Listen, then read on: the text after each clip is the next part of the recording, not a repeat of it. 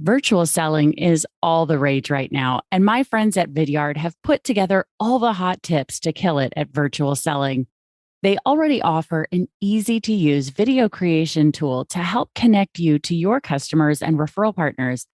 And now, listeners of the Badass Direct Sales Mastery podcast not only get free access to the Vidyard video service, but they are also offering their free State of Virtual Selling report. You can get your copy at vidyard.com/badass. You can be a virtual selling virtuoso. Just go to vidyard.com/badass to discover how. Welcome to the Badass Direct Sales Mastery Podcast with your direct sales dom, Jennie Bellinger. Badass Direct Sales Mastery is a podcast for rock star direct sales moms who are determined to make their business kick ass. Jennie will share her knowledge of effective sales and recruiting techniques, tips to get what you want from your business, and will interview direct sales professionals and leaders from various companies. The interviews will give insight to how these rock stars got to where they are and where they plan to grow in the future. And now, the direct sales dom, Jennie Bellinger. Welcome back to another episode of Badass Direct Sales Mastery. I'm your host, Jennie Bellinger, your direct sales dom, helping you whip your business into shape. Today, I have with me Bill McCormick, who is with Social Sales Link. Now, we just recently heard from his business partner, Bryn Tillman, about LinkedIn and the 5 mistakes that people make. But Bill wanted to come in and share some additional information about online presences and why LinkedIn should be part of that plan for your online presence. So before I get Bill on the show, let me tell you guys a little bit about him. Bill discovered the power of LinkedIn and social selling when he and his wife started their advertising specialty company. After successfully and consistently bringing on new clients by leveraging LinkedIn to build relationships and deliver value, he joined Social Sales Link as their chief sales officer to teach others how to grow their businesses the way that he grew theirs. He's been teaching people how to grow their business by leveraging the power of LinkedIn for social selling so they can start more sales conversations. It all comes down to converting connections to conversations through the power of LinkedIn. Welcome to the show, Bill. Hey, Jennie, thanks so much for having me. I'm so happy to be with you and to be with your listeners. I am glad you're here too. Now, I love that during our pre-interview, you actually shared with me some really cool news that you and Bryn have actually started a podcast since I talked to Bryn a few months ago. And so tell us a little bit about your podcast. Yeah, so we were both asked to be part of the Sales Expert channel this year. Bryn's been a member of that for several years, and this was my second year. And so we decided to join forces and do a weekly show. It's on Bright Talk for the remainder of this year, every Monday at noon Eastern time. And we do about 20 minutes. The show's called Making Sales Social. And then we were able to take that and then actually turn that into a full-fledged podcast that folks can find on Apple and iTunes and all the different places that they consume and subscribe to podcasts. But what we do is we talk to sales and marketing leaders, and they talk to us about, what they're teaching their clients right now. And then we take those tactics and strategies and talk about how to transform them for virtual and for social selling. And then we have another episode every week that comes from our LinkedIn Live, where our other coworker, Bob Woods, joins us. And we actually teach live some real tactical LinkedIn strategies that people can use. Super smart. I love this. Well, and I wanted you to promote the podcast because one thing I know about podcast listeners is they love podcasting. They love learning through listening. And so guys, BDSM crew, you know how this goes. Like, go check the show notes because we're going to link directly to the Making Sales Social podcast. So that way you guys can go add that to your list of what you're going to listen to. Because here's the thing. ever since I talked to Bryn, I've been much more active on LinkedIn, and it is starting to show up in my business now, guys. So I'm telling you, if you haven't listened to the episode with Bryn Tillman, go back and listen to that. Come here, continue listening to this one, because LinkedIn, if it isn't part of your marketing process, it should be, because it's brilliant, brilliant, brilliant. It's so much better than Facebook, guys. I'm just saying, that's my own personal take. So Bill, tell us how you really, first of all, your bio briefly touched on how you got started with your LinkedIn process. How did you get into that? Let's start with that piece right there.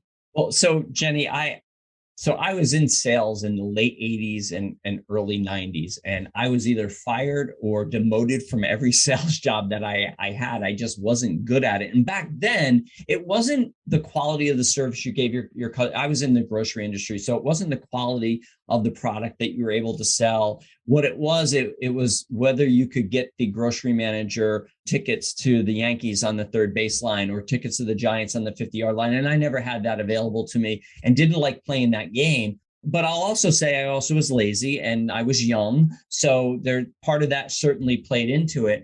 But fast forward to 2013, and my wife was in the print and promotional products business. And it was just her and her boss, just a two-person operation, very successful international company. And he got sick and it didn't look well. And he had talked about having us buy the company. And then he suddenly died sooner than he thought, didn't have his affairs in order. And after 9 weeks of back and forth with his family decided to keep the business, and there really wasn't a place for my wife. And so we walked out, cut our income in half, and started our own business, started our own print and promotional products company. And so guess who became the de facto salesperson? It was me, because I had some sales training. And what we quickly discovered was that LinkedIn was the place where we could find our clients and our clients could find us. My wife that company had some clients in Bermuda, and someone there was looking for her because they knew she could help them, and actually reached out to her on LinkedIn and said, "Hey, I just started in this new position with this company, and we need some products. Can you help us?" And it was just a perfect timing. And so as I began to use LinkedIn, built the business to the point where I could leave my other job and just work full time with my wife. And we developed that business really just by finding our clients on LinkedIn. I was in a number of networking circles. I was in a BNI chapter. My wife was in a BNI chapter. And had many people saying to us, like, "Okay, how are you doing this? Can you teach me? I'll pay you. Can you show me?" So I partnered with another person, and we developed a website, and I started doing videos and trying to sell the videos, which that's a whole nother story. But I was I was doing my side hustle of that and then working and selling for my wife. And was in Bermuda at one of our clients, which was a bank down there. They knew I did LinkedIn training. And at the end of the meeting, she said, "Hey, listen, I want to talk about the LinkedIn stuff. Can you teach our sales reps, like our mortgage and our wealth managers, can you teach them how to leverage LinkedIn better?" And even though I had no clue how I would do that, like how I would train them or what to charge, I said, "Sure, I can." And I came home. I was part of a chat group on LinkedIn with Bryn Tillman, and didn't know her. I bought her book. I did everything she said to do. And so I reached out in the chat group, and she was the first one to say, I've worked with financial institutions and banks. I have a whole program for them. Let's get on a call." And so we got on a call and agreed that I was going to white label her training. And we just hit it off. We just connected to the point where she got me an invitation to the LinkedIn offices in New York. It was about 3 years ago, one day in October, because they were doing a launch of events. And so we met for the first time. And honestly, Jenny, I was just kidding around with her. I turned at one point and said to her, "So, hey, now that I'm going to be using some of your materials, can I put social sales link on my experience section for my LinkedIn profile?" Because thinking that's going to give me some credibility. And without missing a beat, Brent turned to me and said, "Sure, you can join the team if you want." And as I say, the rest is history. And to the point now where I don't work with my wife anymore. I do this full time. I'm the chief sales officer. I'm basically in charge of really gaining corporate sales training contracts for us, finding sales teams of 10 or more in the corporate environment so that we can train them how to leverage LinkedIn more successfully. But then we have a whole public side of our company, which is open to small business owners and entrepreneurs, individual salespeople who don't have support from a corporate office. And we help them on a weekly basis with coaching, just kind of walk through of, okay, how do you leverage this thing called LinkedIn? No, it's not just to look for a job. You can actually do more than just look for a job with it. So I love my job. I love that I get to do this and work with Bryn and Bob every day. That is so awesome. So one of the things we talked about pre-interview was how people can begin to build, and keeping in mind our audience, the badass crew here listening right now, they are in network marketing, direct sales, they're MLM professionals. How can they begin to build an online presence? And well, first of all, how do you define an online presence? Let's start with that. Well, let me start with the definition. What we teach is social selling. And I think all selling is social selling. Yeah. But our definition of social selling is about building relationships, providing real value, and being a resource, understanding that the sales will come when the time is right. And so the way we do that is in Bob Berg's book, Endless Referrals, he said, all things being equal, people do business and refer business to people they want. Know, like, and trust. Well, when we're in an online ecosystem, how do people get to know, like, and trust us? Well, what we need to do is we need to attract, teach, and engage them. And the first thing, attraction, is about that online presence. The thing is, whether you're building a LinkedIn profile, a Facebook profile, a Facebook business page, an Instagram, a Twitter, your profile, your presence is not about you.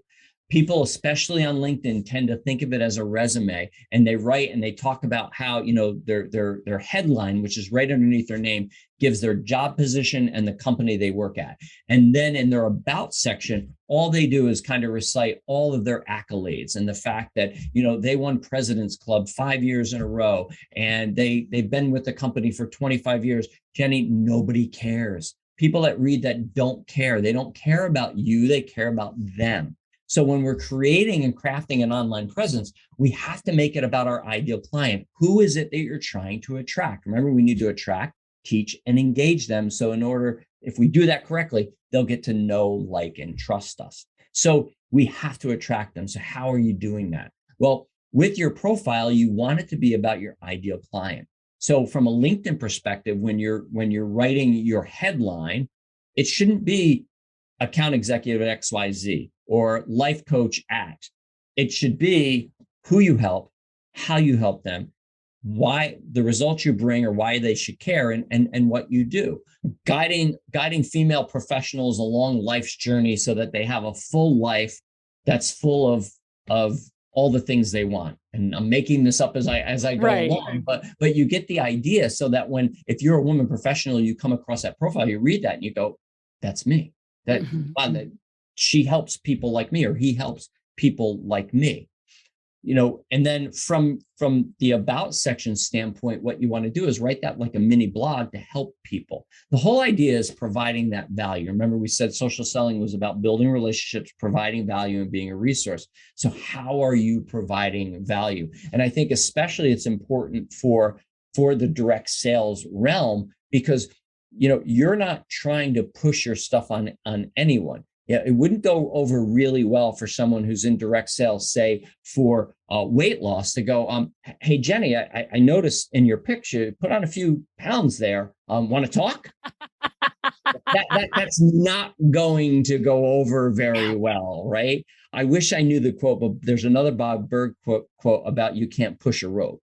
You have to pull it. Oh. And it's the same idea with our ideal clients. Is we want to draw them, we want to bring them to us. And so as far as your online presence, making sure that your profile is set up and it's about other people, that when they see and being authentic and who you authentically are, showing up, this is me.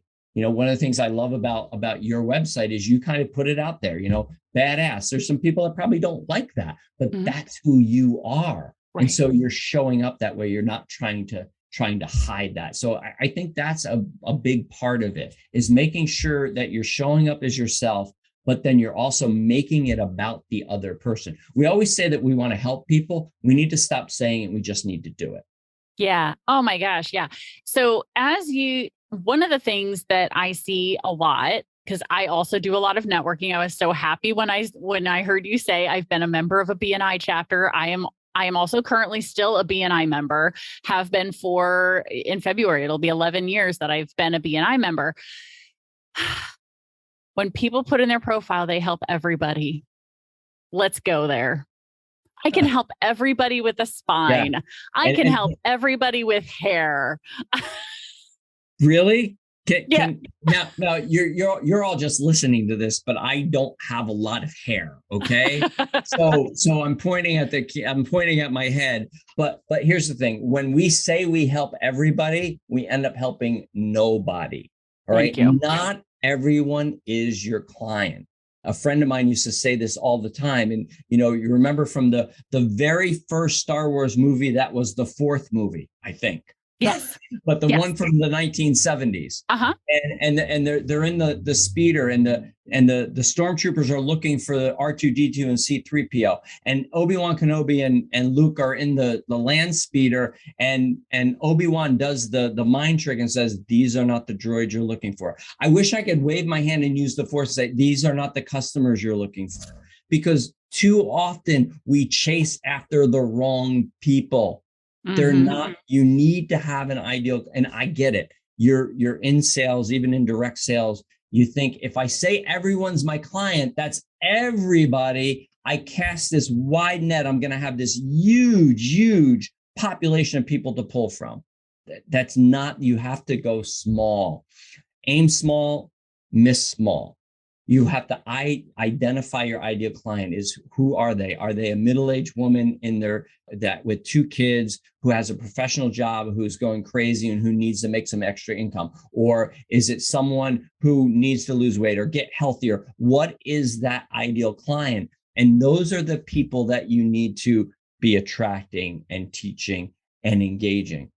Don't put out there that you help everyone. You can make it broader. So my profile used to say, my headline used to say, helping sales leaders convert more conversations to connections to conversations using the power of LinkedIn. It used to say that.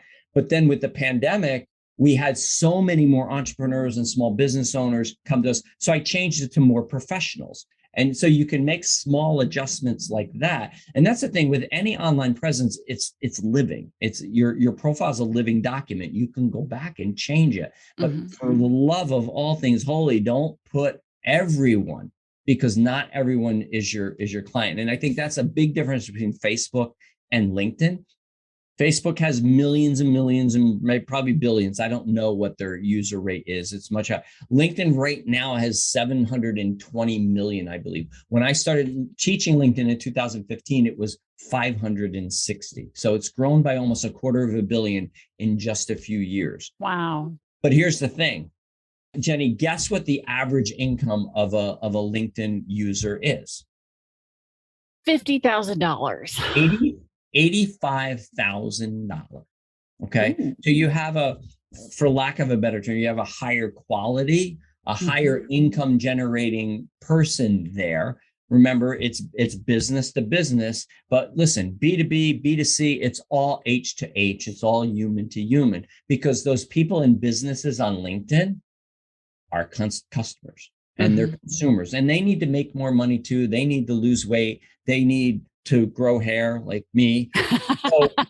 So they can be there. The idea is, how do we attract them? How do we then teach them? What we don't do is say, Jenny, I help people just like you. You've been in the BNI rooms when the visitor comes in and is business card slinger, and they come up to everybody in the room and, hey, I'm Bill. Hey, I used to be that guy, right? Yep. When you do that, you turn everyone off. We say connect and pitch is a bait and switch. When you start trying to pitch your product too soon, then it just turns everyone off. What we need to do is build relationships. We need to make it about the other person. engage on their content, wish them a happy birthday, reach out to them in a private message, say, hey, I saw that post about your son's graduation. Hey, congratulations. That's fantastic. When they post content, engage with that content. That's why they put it out there. And by the way, when you post content and people engage back. Don't post and ghost.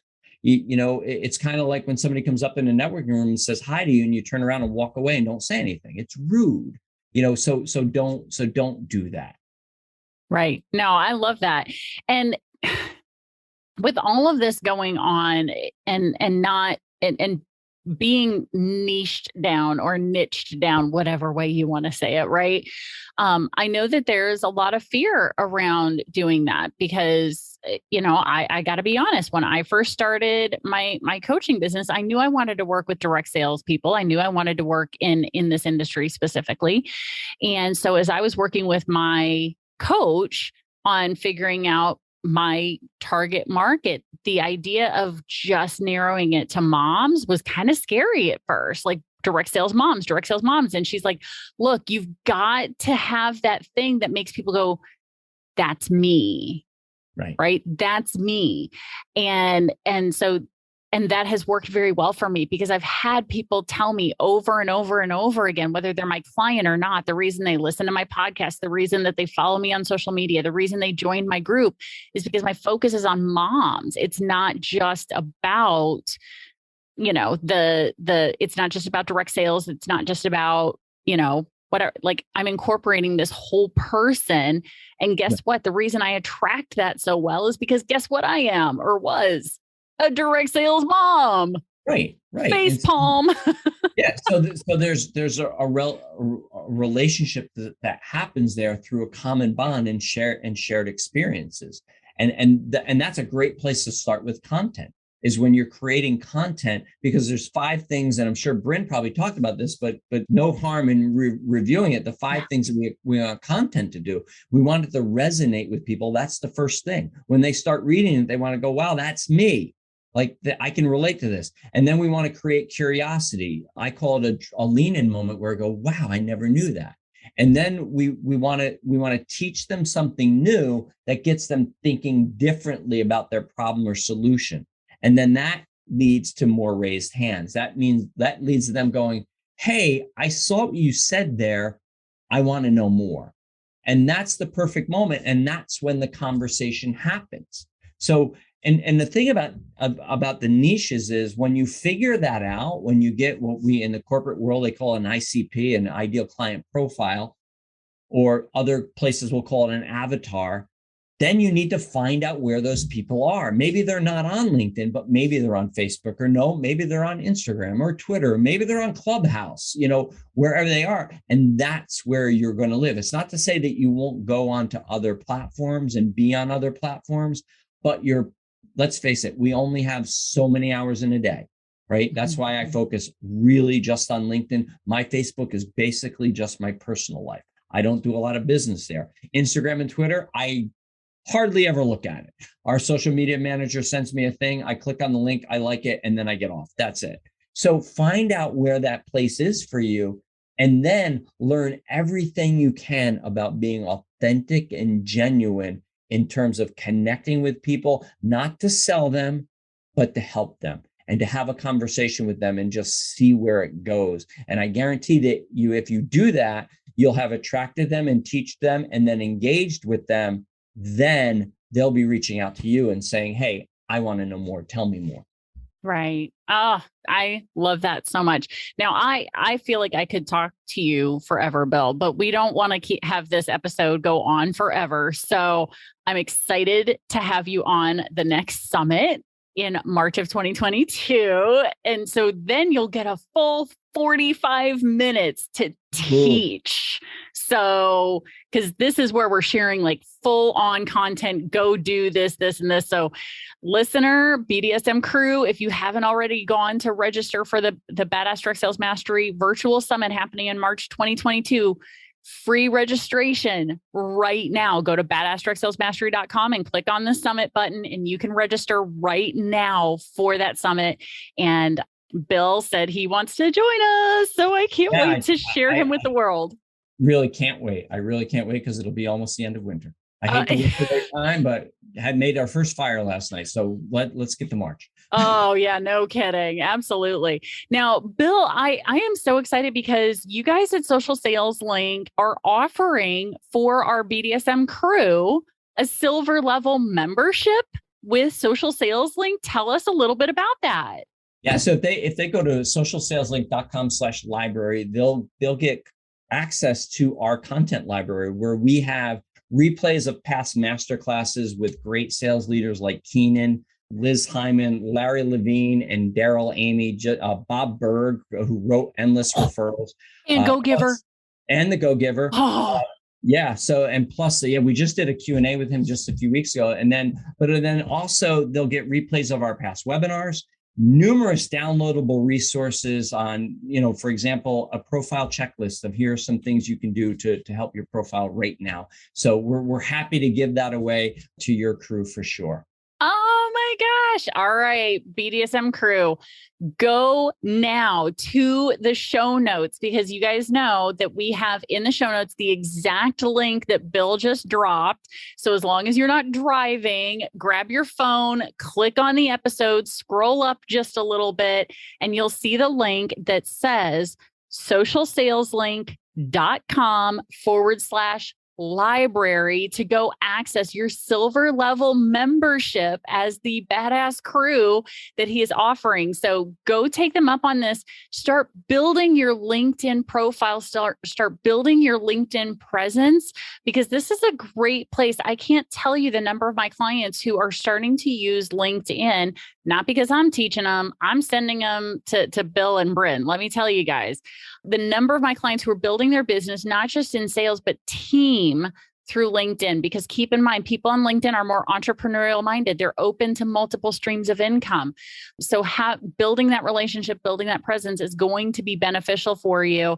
It's a long sell process, guys. This is not like you're magically going to start growing your team in a matter of days.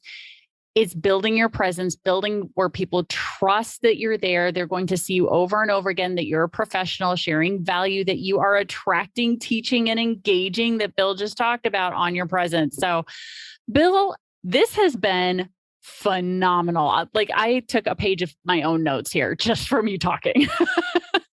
Thanks for having me, Jenny. I had a blast talking with you and really looking forward to the summit in March and being with your crew some more. So thanks so much. I cannot wait. Thank you very much, Bill. And badass crew, you know how this goes. Stay tuned because there's another badass episode on its way. Thanks for listening to the Badass Direct Sales Mastery Podcast with your direct sales dom, Jennie Bellinger. Why are you waiting to go to badassdirectsalesmastery.com? Don't make the dom get her whip. If you enjoyed this episode, make sure to share it with another rock star that you know in direct sales after you subscribe to the podcast so you won't miss any future episodes. You can also check out the show notes for links and any contact information mentioned in today's episode. We'll see you next time.